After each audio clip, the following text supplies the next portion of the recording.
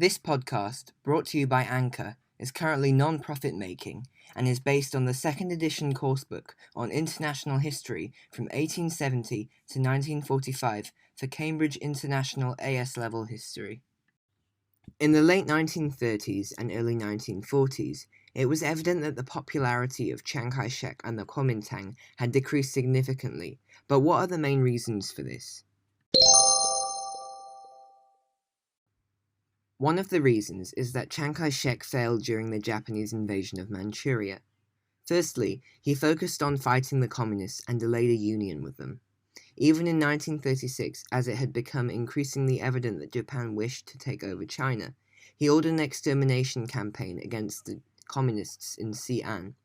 I've spoken about the Xi'an incident in previous episodes, and we know that in the end, Chiang was forced to agree to a united front with the communists following the crisis in Xi'an.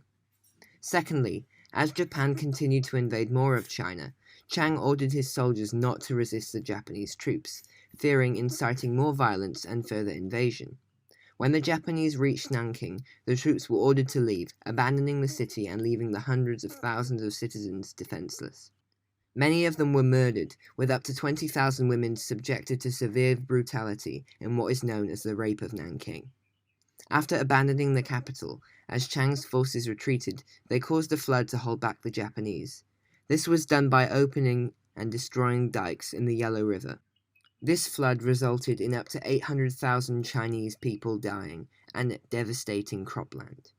The total impact resulted in almost 4 million refugees, with a total of 12 million people affected by the flood. The flood has often been called the largest act of environmental warfare in history. Another reason for their decreasing popularity is that Chiang and the Kuomintang mainly aimed at upholding the titles of the landowners and the upper class, which was his original background. Meanwhile, the communists were focused on improving the lives of peasants, the working class, and those in rural areas. These made up the majority of the population, which meant that Chiang and the Kuomintang lacked the support of the vast majority of the country, and the communists were able to capitalize on this.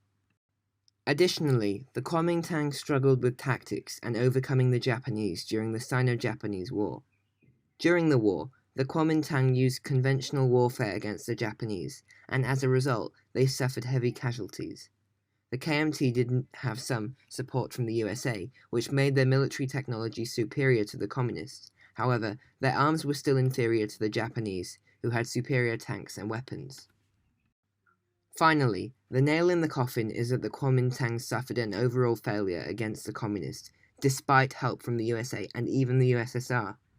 One of the reasons that the USA was supporting the KMT is because they were anti-communist and wished to enable them to be better equipped to defeat the communists.